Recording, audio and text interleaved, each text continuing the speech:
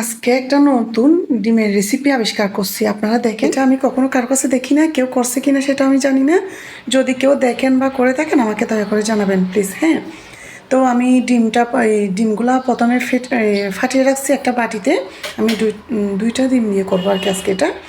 তো আমি এখানে একটা আলু দিয়ে দিব। আলুটা আমি ভালো করে গ্রেট করে নিছি, 3-4 বার করে ধুয়ে আমি একটা প্লেটে রেখে দিছি পানি জড়ানোর জন্য।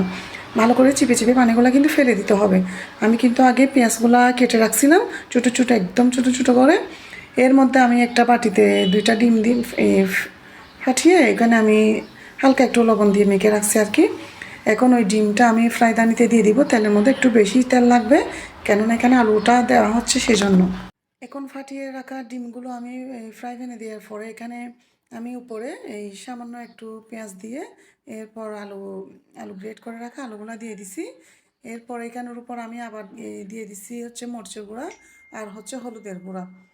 এর উপর আমি আবার দিয়ে দিছি এই আলুগুলা, তারপর পেঁয়াজ, তারপর আবার মরিচের গুঁড়া, হলুদের গুঁড়া দিয়ে এরপর আমি ধনিয়া পাতাগুলো দিয়ে দিছি। এখন এটা দেখতে মানে আলুর মতো লাগতেছে না, এটা ডিমের চেয়ে আমার কিন্তু পিৎজার মতো বেশি লাগতেছে। আপনারা দেখলে বুঝতে পারবেন, এটা এটা কিন্তু অনেকটাই পিৎজার মতো লাগতেছে। তো উপরের গুলো যে আলুগুলো দিছি এগুলো লাগতেছে মনে হয় আমি মানে চিজ দিছি আর কি, তাই না? তো এখন এটা আমার ডিমটা প্রায় হয়ে আসতেছে। এর মধ্যে আমি এটা ভালো করে উল্টাই দিছি না ভাঙ্গা মতো। এখন ভালো করে চেপে চেপে দিচ্ছি আর কি, একটু তাড়াতাড়ি সিদ্ধ হওয়ার জন্য। কেননা এখানে আমি আলু দিছি, খিদাও লাগছে প্রচুর, এখন ভাত খাইতে হবে।